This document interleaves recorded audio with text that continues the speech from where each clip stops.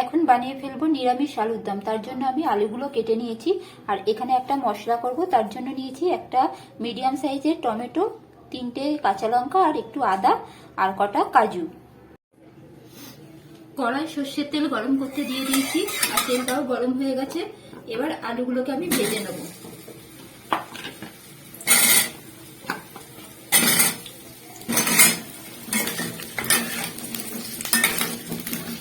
আলুগুলো একটু লাল লাল করে ভেজে নেব। দিয়ে দিলাম একটু নুন আর একটু হলুদ।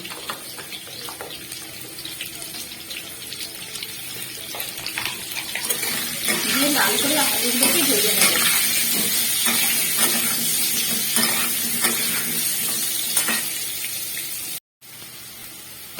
আলুগুলো খুব সুন্দরভাবে ভাজা হয়ে গেছে। এবার আলুগুলোকে আমি তুলে দেবো। আর আলুগুলো সুন্দরভাবে ভেজে নিলে কি হয়, আলুগুলো খুব সুন্দরভাবে সেদ্ধ হয়ে যায়, খেতেও খুব সুন্দর হয়। আলুগুলো তোলা হয়ে গেল।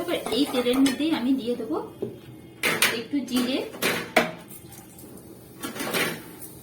আর তেজপাতা, শুকনো লঙ্কা, আর একটু গোটা গরম মশলা। এবার এটা একটু গন্ধ ছেড়ে যাবে, একটু যে সুন্দর গন্ধ আসবে, তখন আমি যেই মশলাটা করে রেখেছিলাম সেটা এর মধ্যে অ্যাড করব।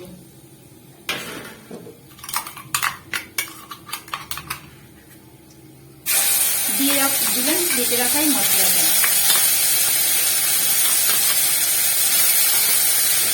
এইটাকেও ভালো করে আমি একটুখানি কষিয়ে নেব। এর মধ্যে দিয়ে দেবো হলুদ গুঁড়ো আর একটু অল্প লঙ্কার গুঁড়ো, আর দেবো নুন। দিয়ে আবার একটু ভালো করে কষিয়ে নেব।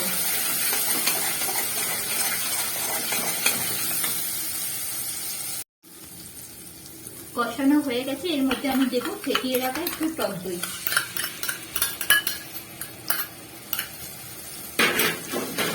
দিয়ে আবার একটু কষিয়ে নেব। আর এই সময় গ্যাসের ফ্লেমটা একেবারে লোতে রাখতে হবে। আবার একটু কষিয়ে নেবো, আর দেবো একটুখানি চিনি। অল্প একটু চিনি দেবো, তাতে স্বাদটা ভালোই আসবে। এবার যতক্ষণ না তেল ছেড়ে যায় ততক্ষণ এটাকে একটু ভালো করে কষিয়ে নেবো। এটা দই দিয়েও কষানো হয়ে গেছে। এর মধ্যে এখন আমি দেবো একটুখানি জিরে গুঁড়ো।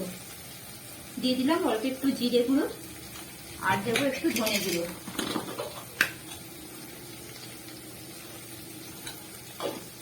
আর এখন দেবো এই মশলা যেটা করেছিলাম সেই বাটি ধোয়া জলটা একটু দিয়ে দেবো।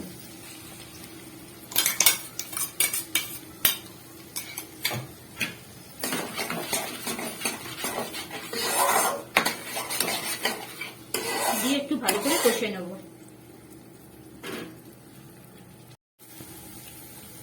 মশলাটা সুন্দরভাবে কষে গেছে। এবার এর মধ্যে আমি দিয়ে দেবো ভেজে রাখা আলুগুলো। আলুটা দিয়েও আরো কিছুক্ষণ ভালো করে নাড়িয়ে কষিয়ে নেব।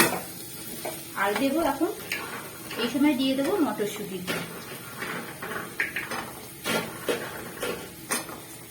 সব দিয়ে একসাথে ভালো করে নাড়াবো। আরো 2 মিনিটের মতো আমি এটাকে একটু কষিয়ে নেবো। এখন একটু দিয়ে দেবো এর মধ্যে আমি জল। অল্প একটু আমি জল দিলাম, দিয়ে ভালো করে কষিয়ে নেব। মশলা যত কষানো হবে তত তরকারি খেতেও সুন্দর হবে, তার কালারও সুন্দর হবে। আলুর দমটা কষানো হয়ে গেছে, আর মশলা থেকে পুরো তেলও ছেড়ে গেছে। এখন আমি এর মধ্যে দিয়ে দেবো অল্প জল।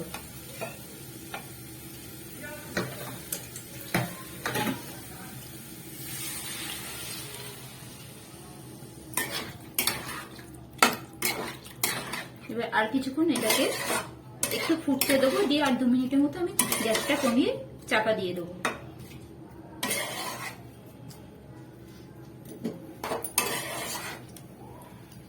এবার আমি একটু চাপা দিয়ে দিই। 2 মিনিট পর আবার দেখাবো।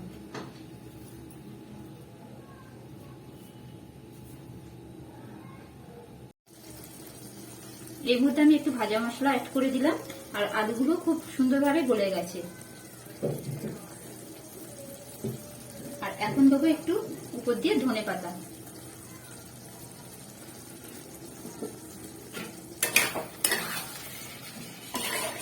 এই আলুর দমটা রুটি, পরোটা, লুচি সবার সাথেই ভালো লাগে, খুব খেতে সুন্দরও হয়। আর একটু গরম মশলা দিয়ে দিলাম, আর যেহেতু নিরামিষ তাই একটুখানি ঘি দিয়ে দেবো।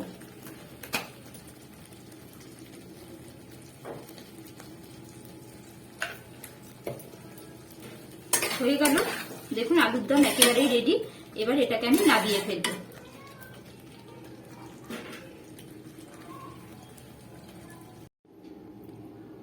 তৈরি হয়ে গেল নিরামিষ আলুর দম।